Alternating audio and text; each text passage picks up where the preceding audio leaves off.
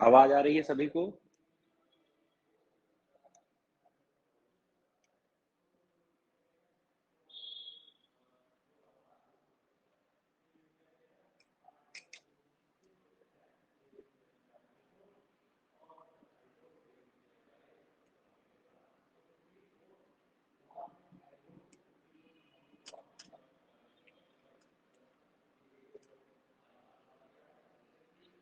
चलिए 2-3 minute wait कर लेते हैं ताकि जो लोग आ रहे हैं वो आ जाएं, क्लास ज्वाइन कर लें और उसके बाद हम लोग शुरू करते हैं आज की क्लास।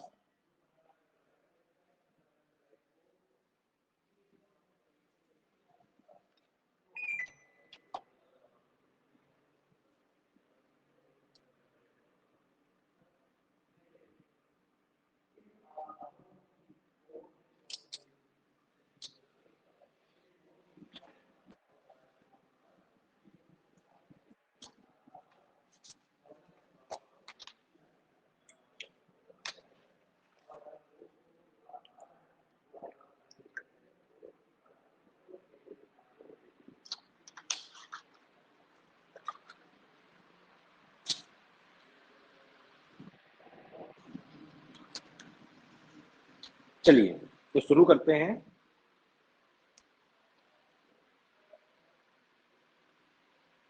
आज हम लोग को पढ़ना है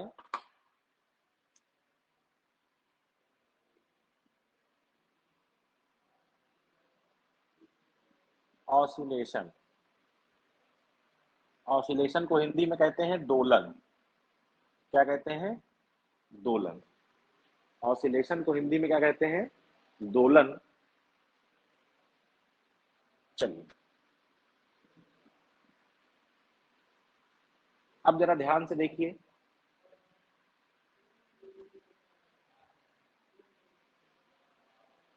सबसे पहले हम लोग जानते हैं क्या कि पीरियोडिक मोशन क्या होता है। ठीक है, पीरियोडिक मोशन, आवर्ती गति। तो पीरियोडिक मोशन ऐसा मोशन है जो अपने आप को क्या करे, दोहराता रहे। जो अपने आप को पीरियोडिक मोशन या इसी क्या कह सकते हैं, हार्मोनिक मोशन। क्या कह सकते हैं? Harmonic motion. तो ये क्या है पीरियोडिक मोशन या हार्मोनिक मोशन?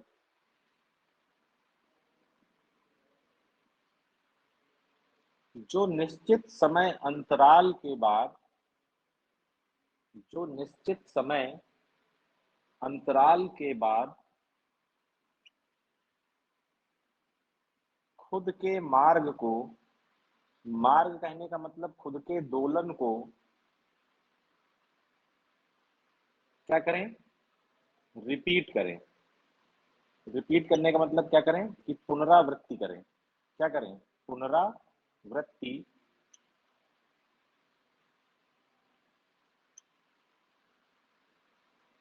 ऐसे दोलन जो एक निश्चित समय अंतराल के बाद अपने मार्ग या अपने दोलन की क्या करें, पुनरावृत्ति करें।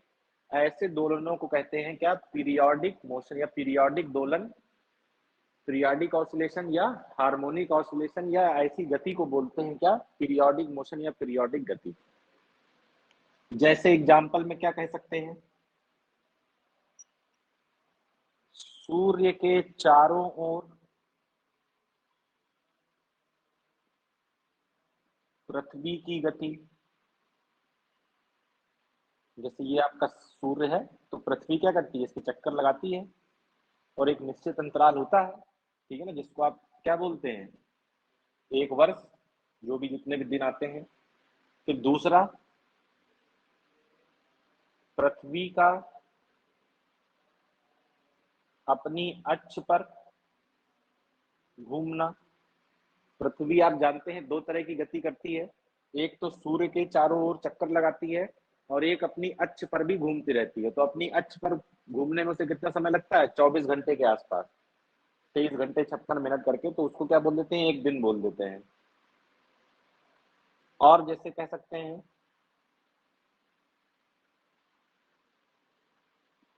सभी उपग्रहों की गतियां, सभी उपग्रहों की गतियां या घड़ी की सुई की गति। घड़ी की सुई है वो भी एक निश्चित अंतराल के बाद अपने आप को क्या करती रहती है, दोहराती रहती है। तो ये सब गतियां क्या है आपकी, आवर्ती गति या कैसी गति है, हार्मोनिक मोशन। अब देखिए हार्मोनिक मोशन कई तरह का हो सकता है, जैसे यहां पर घड़ी के पेंडुलम, घड़ी के घड़ी के पेंडुलम की गति, ये भी कैसी गति है, आवर्ती गति। एक निश्चित अंतराल के बाद क्या करता रहता है वो, अपने यहां से जाता है फिर लौट के आता है, फिर ऐसे जाता है फिर लौट के आता है, करता रहता है। अब इनमें जो हमको देखना है वो कैसी गति देखनी है कि सरल आवर्ती गति। कौन सी गति, सरल आवर्ती गति। इसको बोलते हैं सिंपल हार्मोनिक मोशन। क्या बोलते हैं इसको, सिंपल हार्मोनिक मोशन। यानी कि आवर्ती गति तो हो, यानी कि अपने पथ को दोहराए तो, लेकिन कहां हो रही हो, सरल, सरल रेखा में, स्ट्रेट लाइन में। तो क्या लिखेंगे, सरल रेखा में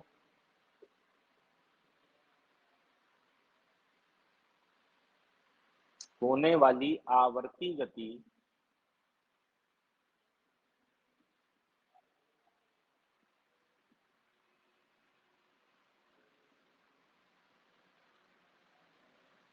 सरल आवर्ती गति कहलाती है। सरल रेखा में होने वाली आवर्ती गति सरल आवर्ती गति कहलाती है। ठीक,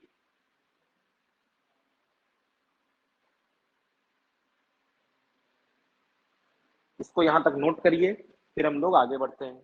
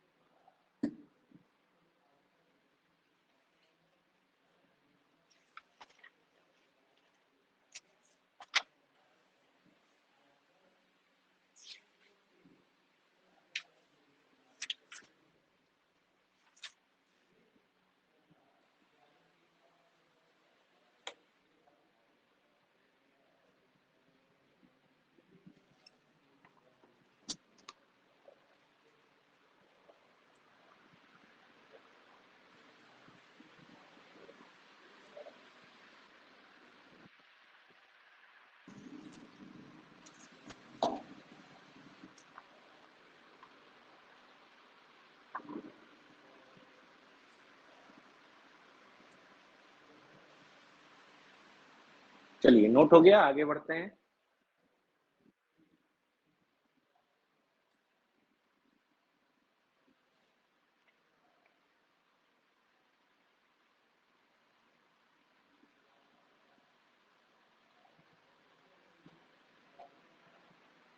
गुड मॉर्निंग सर।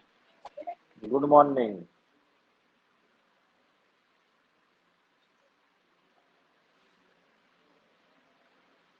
कहाँ थे अभी तक? सर मैंने एक बार चेक किया था, फिर इसके बाद देखा तो आप नहीं आए थे, तो मैं नाश्ता करने लगा। अच्छा, उसमें मैसेज छोड़ देता हूँ मैं कि थोड़ा लेट, ये मान के चलो कि 8:15 8:10 के आसपास ही शुरू हो पाती है। जी सर। तो हम लोग आज पढ़ रहे थे सरल आवर्ती गति।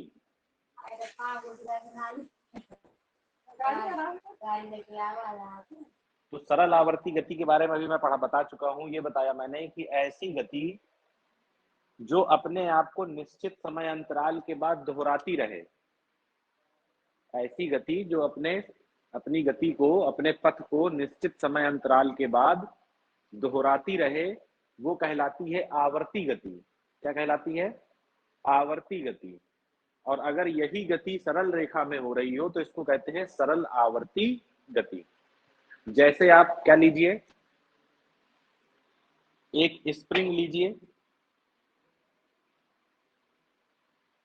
और स्प्रिंग से एक द्रव्यमान को लटका दीजिए। स्प्रिंग से एक द्रव्यमान को लटका दीजिए, मान लीजिए m द्रव्यमान है ये, और इसको एक बल लगाकर आप क्या करिए, खींचिए। एक बल लगाकर नीचे की तरफ खींचिए, तो ये कहाँ आएगा? नीचे की तरफ आएगा। और फिर इसको छोड़ दीजिए, जैसे ऐसे करिए, स्प्रिंग को खींचिए और छोड़ दीजिए, तो स्प्रिंग ऊपर नीचे ऊपर नीचे ऊपर नीचे ऊपर नीचे क्या करने लगेगी? ये दोलन करने लगेगी। तो यही क्या है? आपकी सरल आवर्ती गति। ऊपर नीचे ऊपर नीचे ऊपर नीचे ऊपर नीचे, इस तरह की क्या होने लगेगी? गति होने लगेगी। तो देखिए होता क्या है, स्प्रिंग के पास होता है प्रत्यास्थता का गुण। किसका गुण होता है? प्रत्यास्थता का। प्रत्यास्थता एक ऐसा गुण है जो ये क्या कहता है? प्रत्यास्था क्या कहता है? कि अपने में परिवर्तन होने का क्या करना है? विरोध करना है। तो जब ये स्प्रिंग नीचे खींची जा रही होती है एफ बल से, तो एक बल ऊपर की तरफ स्प्रिंग लगाती है जिसको बोलते हैं प्रत्यानयन बल, रीस्टोरिंग फोर्स। क्योंकि स्प्रिंग चाहती है कि हमको खींचा ना जाए। आप खींच रहे हैं नीचे की तरफ एफ बल लगाकर, ऊपर की तरफ स्प्रिंग लगा रही है कौन सा बल? प्रत्यानयन बल, यानी कि रीस्टोरिंग फोर्स। आपने खींच के यहां तक रोका, उसके बाद आपने इसको छोड़ा, तो आपने अपना वाला बल हटा लिया, लेकिन इस बल की वजह से जो ऊपर की तरफ लग रहा था, ये कहां चला जाएगा? वापस से ऊपर। अब जब ये ऊपर जाने लगेगा तो स्प्रिंग चाहेगी कि ये ऊपर ना जाए, तो स्प्रिंग नीचे की तरफ बल लगाएगी। इस तरह इसकी गति होती रहेगी। तो मान लीजिए कि ये एक्स विस्थापन आपने इसको दिया नीचे खींचकर, तो ये जो विस्थापन है ये बल के क्या होगा? समानुपाती। कौन से बल के? एफ आर के। कौन से बल के? एफ आर के। एफ आर क्या है? एफ आर क्या है? एफ आर है प्रत्यानयन बल, यानी कि रीस्टोरिंग फोर्स। जितना ज्यादा तुम खींचोगे नीचे, उतना ही ज्यादा स्प्रिंग क्या करेगी? बल लगाएगी इसको वापस लाने के लिए। तो जो बल है वो विस्थापन के क्या है? समानुपाती। और माइनस चिन्ह के साथ। किसके साथ? माइनस चिन्ह के साथ। माइनस चिन्ह क्यों लगाया? इसलिए लगाया कि विस्थापन हो रहा है नीचे। विस्थापन कहाँ हो रहा है? नीचे। और बल कहाँ लग रहा है? ऊपर। दोनों की दिशाएं क्या है? विपरीत। दोनों की दिशाएं क्या है? विपरीत। बल लग रहा, तुम खींच रहे हो इसको नीचे, ये विस्थापन नीचे की तरफ, स्प्रिंग बल लगा रही है ऊपर की तरफ, दोनों विपरीत हैं, तो क्या लगा दिया? माइनस लगा दिया। समानुपाती चिन्ह हटाते हैं तो एक नियतांक आ जाता है, उस नियतांक को बोलते हैं के। क्या बोलते हैं उस नियतांक को? के। जहां के को क्या बोलते हैं?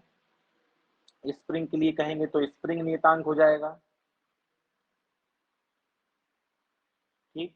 अब जरा ध्यान से देखिए, एफ बल बराबर क्या होता है? द्रव्यमान गुणे त्वरण माइनस का के एक्स। तो ए बराबर क्या हो जाएगा? माइनस का के बटे एम इंटू एक्स। तो यहां से एक चीज और पता चली कि जो त्वरण है वो समानुपाती है किसके? माइनस के विस्थापन के बटे एम। के कांस्टेंट है, द्रव्यमान भी क्या होता है? कांस्टेंट। तो ए समानुपाती किसके है? माइनस एक्स के। तो ये क्या है? पहचान है। किसकी पहचान है? एसएचएम की पहचान है। क्या पहचान है? जब त्वरण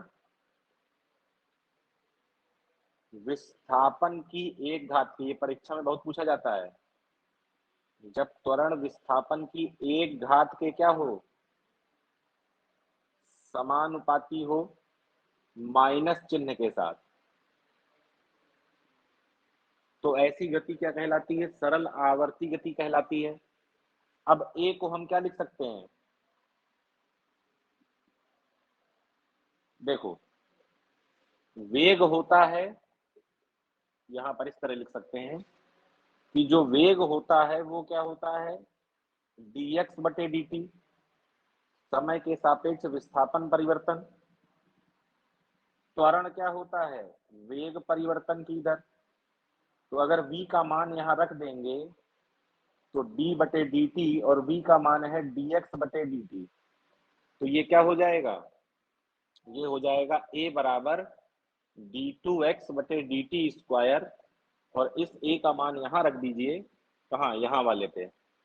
तो क्या हो गया, d2x बटे dt स्क्वायर बराबर माइनस का k बटे m इंटू एक्स, इसको यहाँ ले आइए, तो d2x dt स्क्वायर प्लस का k बटे m इंटू एक्स बराबर 0। इसको मानेंगे समीकरण नंबर ए। अब इसके बाद ये एक द्विघातीय समीकरण है, डिफरेंशियल इक्वेशन है द्विघात की। तो इसमें क्या करेंगे, इसकी तुलना, समीकरण ए की तुलना d2x बटे dt square plus omega square x बराबर 0 से करने पर, जब कर देंगे तो ध्यान से देखिए, जब कर देंगे तो क्या आ जाएगा, ओमेगा स्क्वायर बराबर k बटे m, यानी कि ओमेगा बराबर अंडर रूट k बटे m, और इस ओमेगा को बोलते हैं कोणीय आवृत्ति या कोणीय वेग, कोणीय आवृत्ति या कोणीय वेग। और ये आपका क्या है,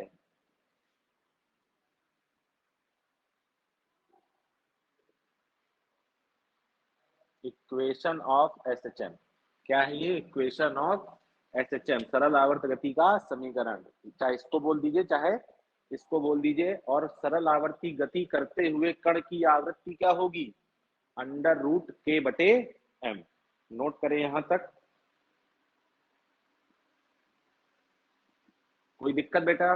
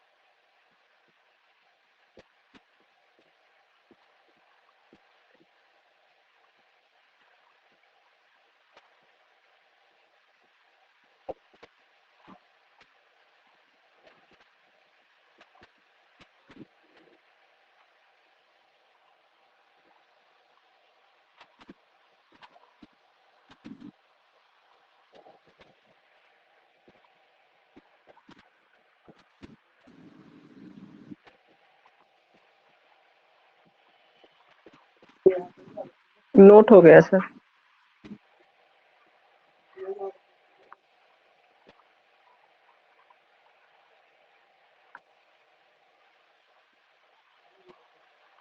अच्छा का भाव क्या लग रहा है इसमें।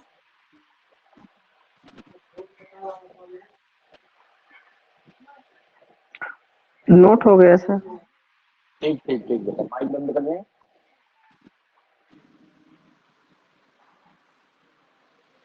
अब देखिए, अब इसके आगे की बात होगी इस समीकरण के।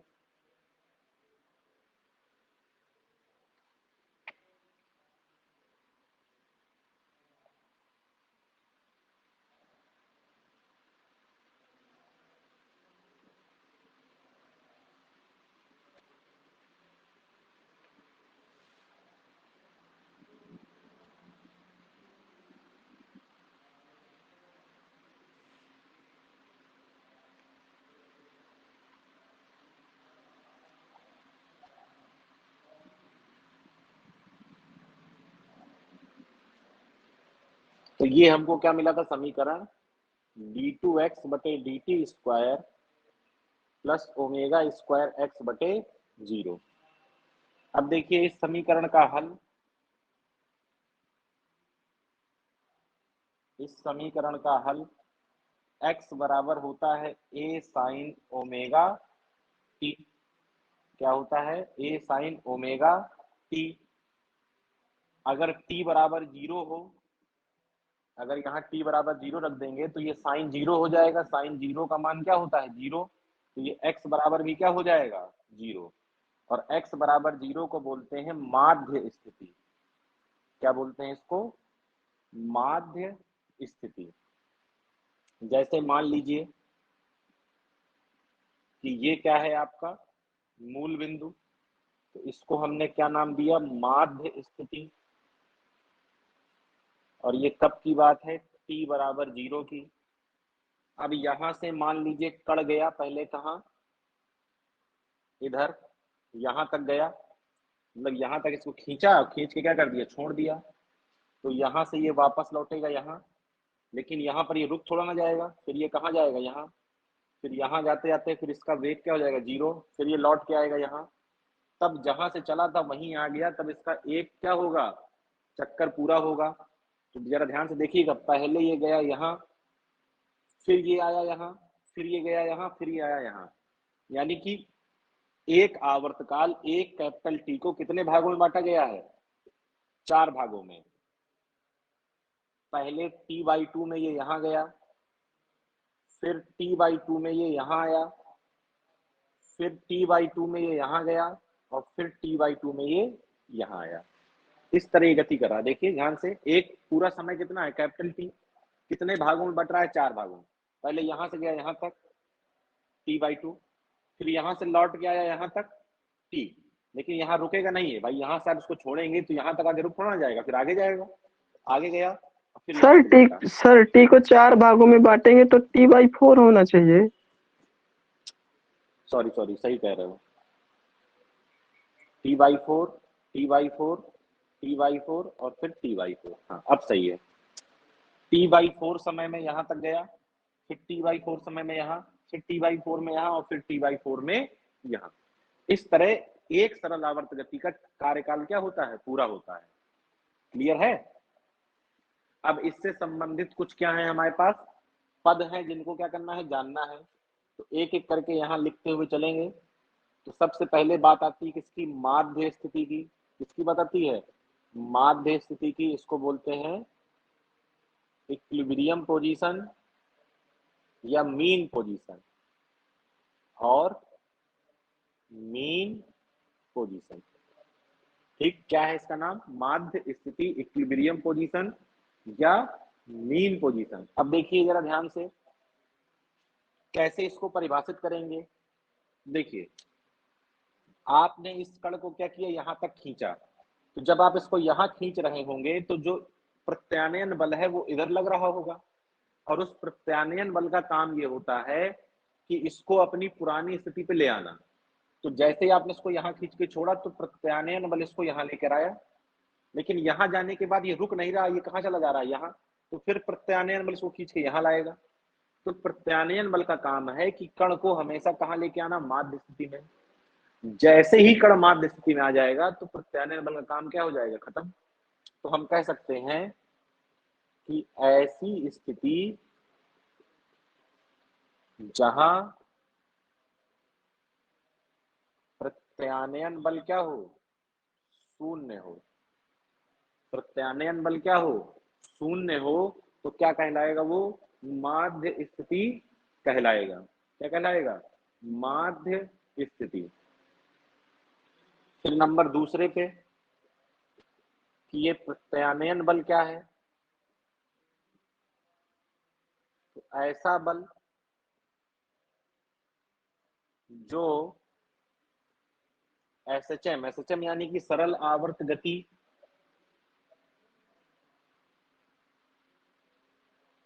करते हुए कण को माध्य स्थिति में लाने का माध्य स्थिति में लाने का प्रयास करे, क्या कहलाएगा? प्रत्यानयन बल कहलाता है। क्या कहलाता है? प्रत्यानयन बल। फिर बात आती है नंबर 3 पर, आयाम की। आयाम यानी कि एम्पलीट्यूड। आयाम यानी कि एम्पलीट्यूड। तो आयाम क्या है? सरल आवर्त गति करते हुए कण का अधिकतम विस्थापन। जैसे आपने इसको यहां से छोड़ा छोड़ा, यहां से तो खींचा खींचा, तो पहले विस्थापन इतना, फिर इतना, फिर इतना, फिर इतना, और यहां तक अधिकतम। तो जो अधिकतम विस्थापन है, एसएचएम करते हुए कण का अधिकतम विस्थापन क्या कहलाता है? आयाम कहलाता है। क्या कहलाता है? आयाम, जो अधिकतम विस्थापन होगा। ठीक, फिर किसकी बात आती है? बात आती है आवर्तकाल की। किसकी बात आती है? आवर्तकाल की। नंबर 4 पर क्या आता है? आवर्तकाल यानी कि टाइम पीरियड। कैसे परिभाषित करते हैं? वह न्यूनतम समय अंतराल या वह न्यूनतम समय जिसके पश्चात कण अपनी गति को दोहराने लगे। क्या करने लगे? दोहराने लगे। क्या कहलाएगा? आवर्तकाल कहलाता है। फिर नंबर 5 में क्या आता है? आवृत्ति। नंबर 5 में क्या आता है? आवृत्ति यानी कि फ्रीक्वेंसी। आवृत्ति यानी कि फ्रीक्वेंसी। तो आवृत्ति क्या होती है? एक आवर्तकाल में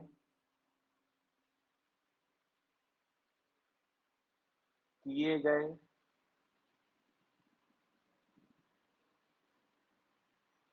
दोलनों की संख्या क्या कहलाती है?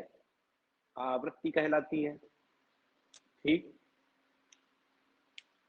चलिए नोट करिए यहां तक, फिर आगे की बात करते हैं।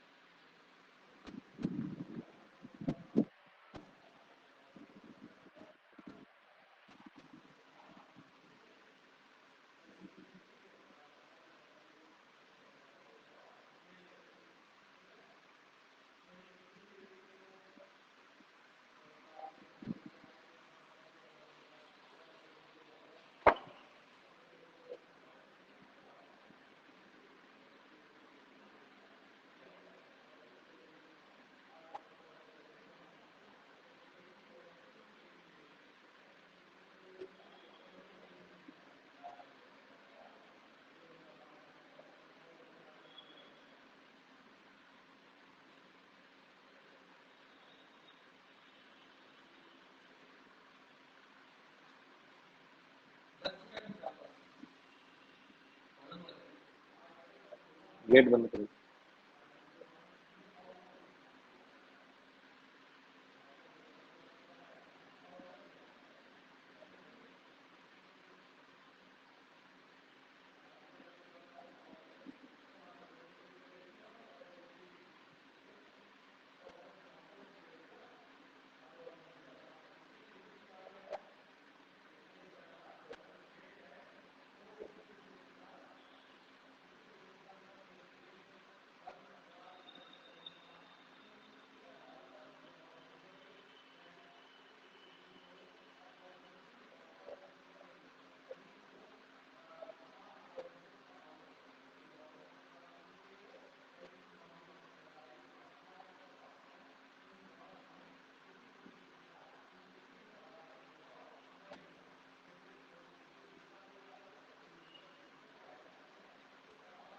नोट हो गया सर।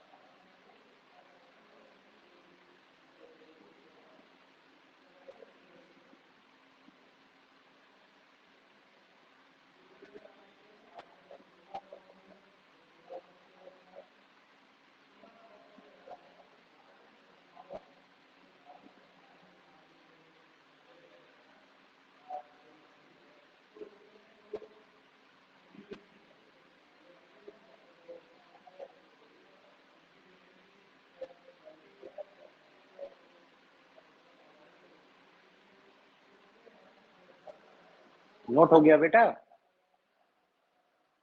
जी सर। चलो आगे बढ़ते हैं। सर आयाम और आवर्तकाल और आवृत्ति, इनमें सब में समीकरण के माध्यम से जो संबंध है उसको बताइए। हाँ अभी वही पहुंच रहा है, पहुंच रहा है।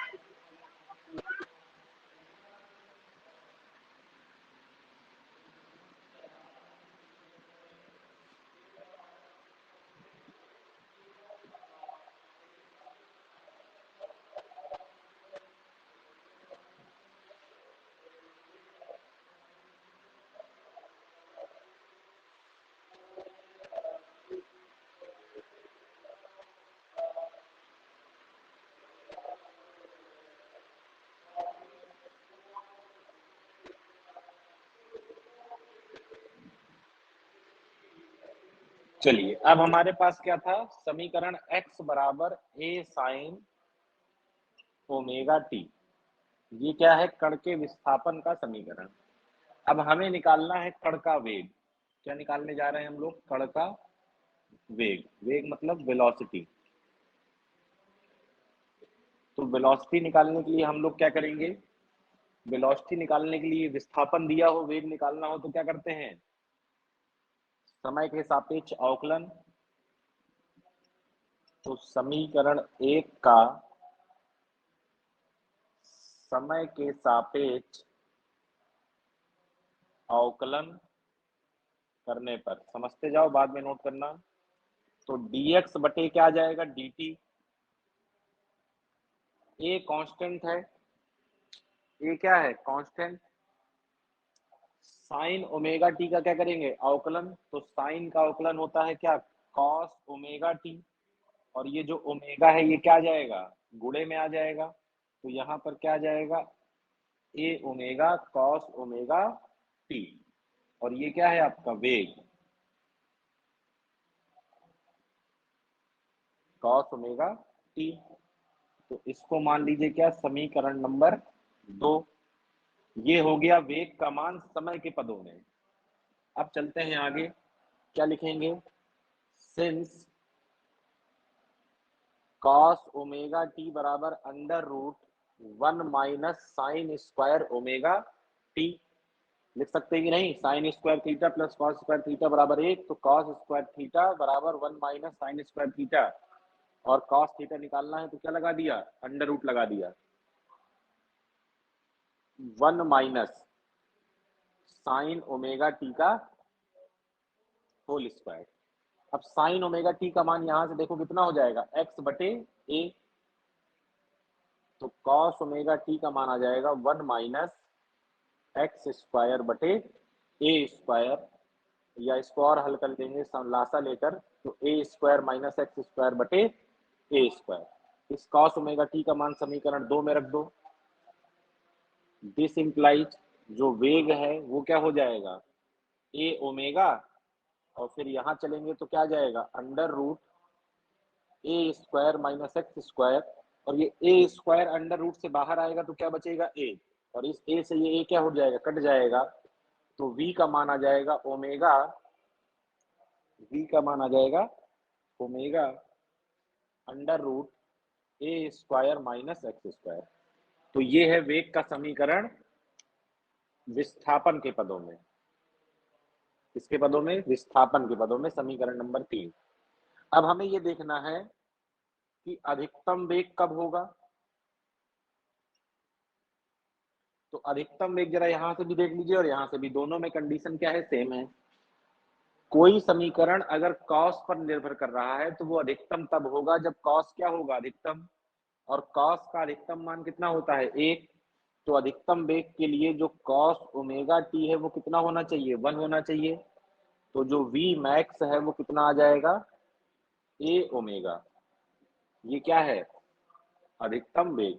और अगर प्लस माइनस 1 करेंगे तो यहाँ क्या आ जाएगा, प्लस माइनस ए ओमेगा, मतलब एक तरफ जाने में प्लस का और एक तरफ जाने में माइनस का।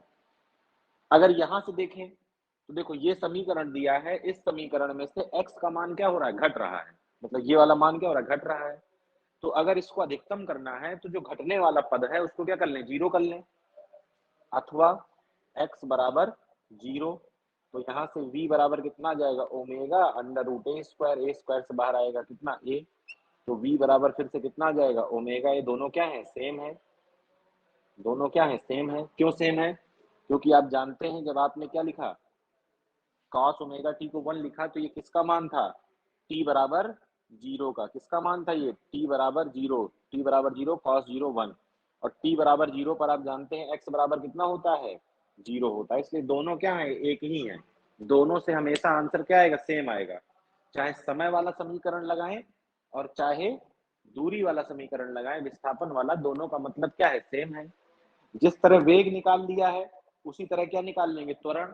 वेग के समीकरण का अवकलन कर देंगे तो क्या जाएगा, त्वरण। यहां तक नोट करिए, फिर आगे बात करते हैं।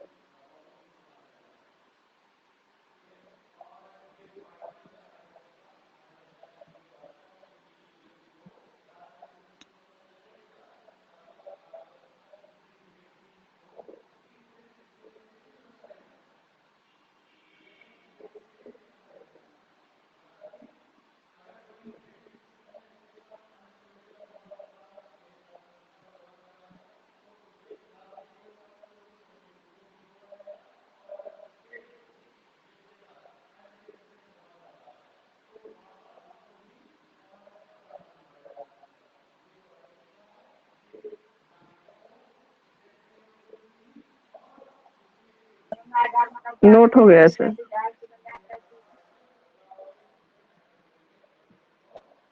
नोट हो गया?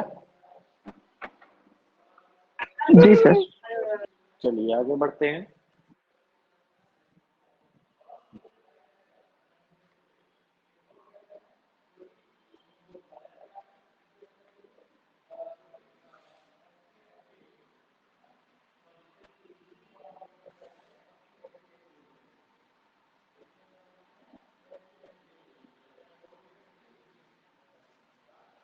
चलिए तो यहाँ पर हमको वेग मिल चुका है क्या? Omega A cos omega T, या v का मान मिला था ओमेगा अंडर रूट ए स्क्वायर माइनस एक्स स्क्वायर, समीकरण मान लेते हैं 2। अब बारी है किसकी? त्वरण की। त्वरण मतलब एक्सेलरेशन, त्वरण मतलब एक्सेलरेशन, एक्सेलरेशन का मतलब क्या करना है? समीकरण 2 का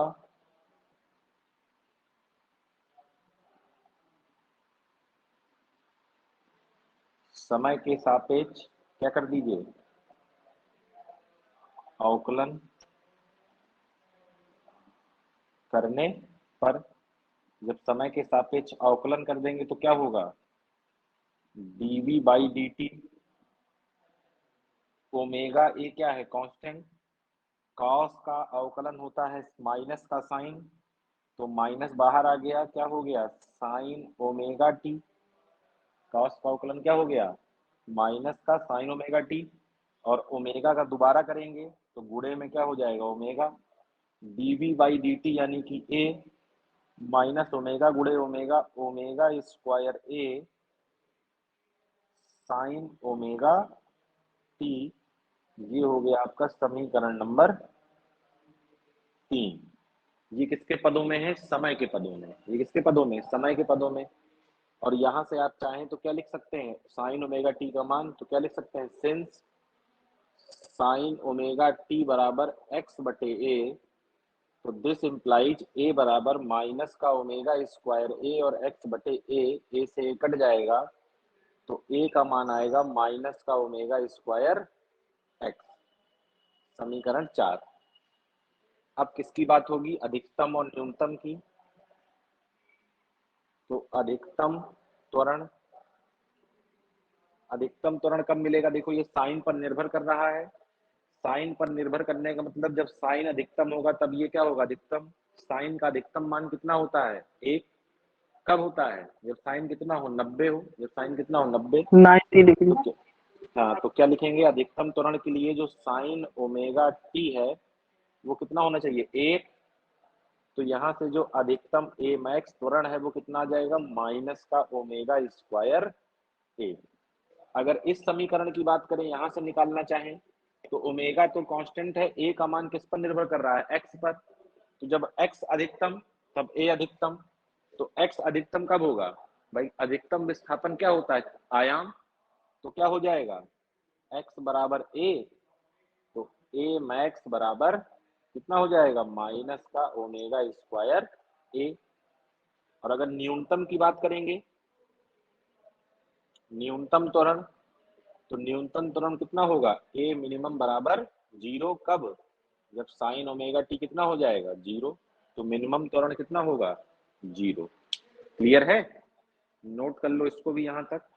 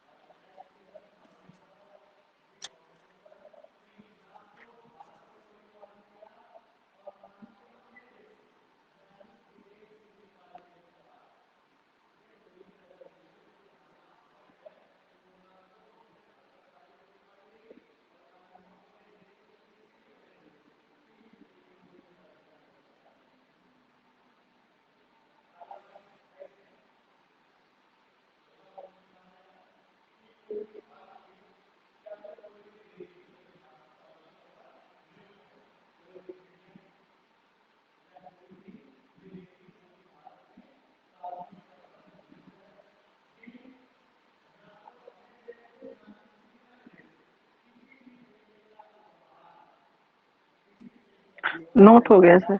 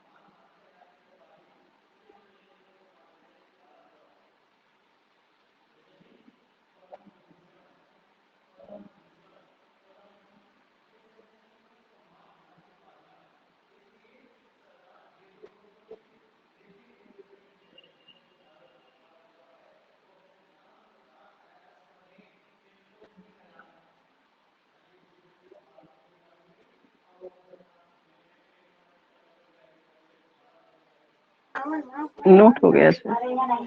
नोट हो गया बेटा? जी सर। चलिए आगे बढ़ते हैं।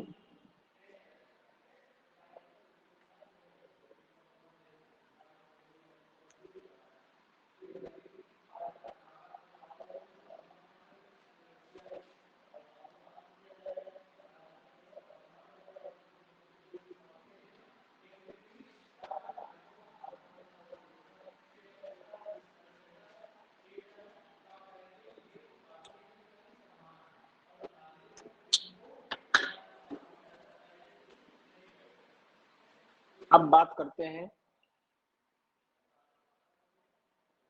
एसएचएम करते कण की ऊर्जा। एसएचएम करते कण की ऊर्जा। कण की ऊर्जा, तो कण की ऊर्जा आप जानते हैं दो तरह की होते हैं। पहली क्या होती है? गतिज ऊर्जा। गतिज ऊर्जा जानते हैं के बराबर क्या होता है? 1/2 mv स्क्वायर। गतिज ऊर्जा क्या होती है? 1/2 mv स्क्वायर।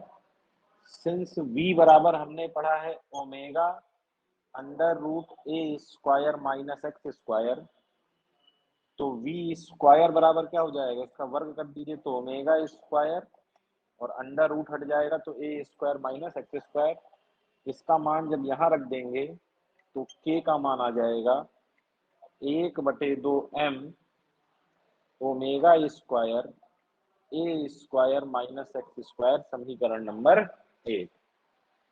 अब किसकी बात है? अब बात है स्थितिज ऊर्जा की। किसकी बात है? अब स्थितिज ऊर्जा की। तो स्थितिज ऊर्जा आप जानते हैं कितनी होती है? 1/2 के एक्स स्क्वायर। कितनी होती है? हाफ के एक्स स्क्वायर। समझ रहे हो कि नहीं? तो ये क्या हो गई तुम्हारी स्थितिज ऊर्जा। अब अगर बात किसकी करें? कुल ऊर्जा की बात करें। किसकी बात करें? कुल ऊर्जा। तो कुल ऊर्जा ई किसके बराबर होगी? गतिज ऊर्जा प्लस स्थितिज ऊर्जा। तो ई बराबर, जरा ध्यान से देखिए, गतिज ऊर्जा कितनी है? 1/2 m ओमेगा स्क्वायर, और क्या हो जाएगा यहाँ? ए स्क्वायर माइनस एक्स स्क्वायर।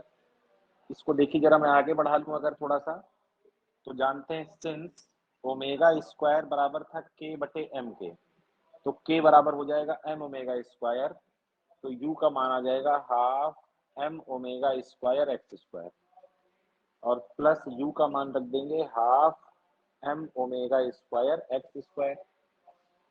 फिर यहाँ आ जाइए जरा, इसका इसमें गुणा कराइए और इसका इसमें कराइए, तो हाफ m ओमेगा स्क्वायर का गुणा जब ए स्क्वायर में होगा तो ये हो जाएगा A square minus half m omega square हो जाएगा एक्स स्क्वायर, और प्लस ये लिखा है half m omega square x square. ये और ये क्या हो जाएंगे? कट जाएंगे, तो e का मान क्या मिलेगा? हाफ एम ओमेगा स्क्वायर ए स्क्वायर। एम द्रव्यमान है, कांस्टेंट रहता है, ओमेगा कोणीय आवृत्ति कांस्टेंट, आयाम कांस्टेंट, तो यानी कि जो कुल ऊर्जा है वो क्या रहती है, नियत रहती है। क्या रहती है, नियत रहती है। क्लियर है ना। गतिज ऊर्जा का अगर अधिकतम मान देखना हो तो फिर से वही कहानी, अधिकतम मान कब होगा, जो घटने वाला है पद वो क्या हो जाए, 0। तो क्या लिखेंगे, के मैक्स के लिए जो x बराबर है वो 0, और जो के मैक्स है वो कितना आ जाएगा, हाफ एम ओमेगा स्क्वायर ए स्क्वायर। इसी तरह अगर अधिकतम क्या चाहिए, स्थितिज ऊर्जा चाहिए यू मैक्स, तो यू मैक्स किस पर निर्भर कर रहा है, एक्स पर। तो इसके लिए एक्स को क्या होना पड़ेगा, अधिकतम यानी कि ए के बराबर होना पड़ेगा। तो जरा ध्यान से देख लें, जो आपका यू मैक्स है वो कितना आ जाएगा, हाफ एम ओमेगा स्क्वायर ए स्क्वायर। तो इन दोनों के मान क्या है, आपस में बराबर, अधिकतम। क्लियर है, नोट कर लें यहां तक।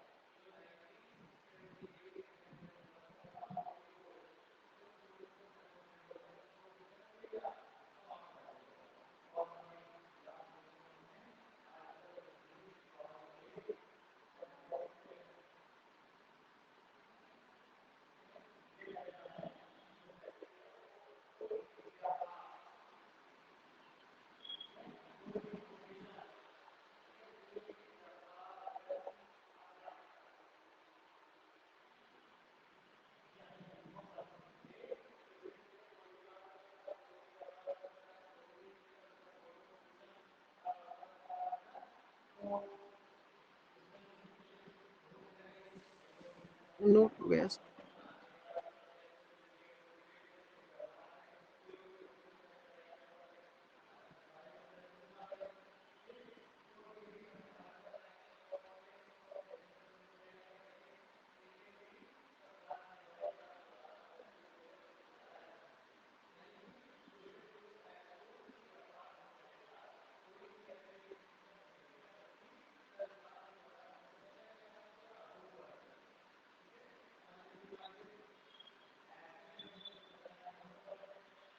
नोट हो गया बेटा? यस सर, नोट हो गया। तो ये है आपका क्या अभी तक जो हमने बात की एसएचएम के बारे में, विस्थापन देखा, वेग देखा, त्वरण देखा और क्या देखी, ऊर्जा देखी। आज की क्लास को यहीं पर रोकते हैं। कल जो नेक्स्ट टॉपिक होगा वो पढ़ने को हमको मिलेगा।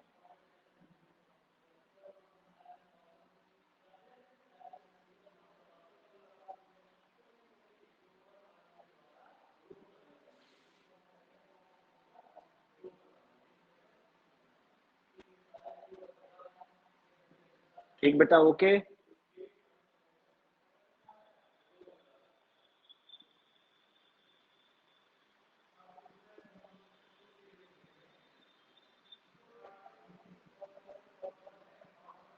आवाज आ रही है?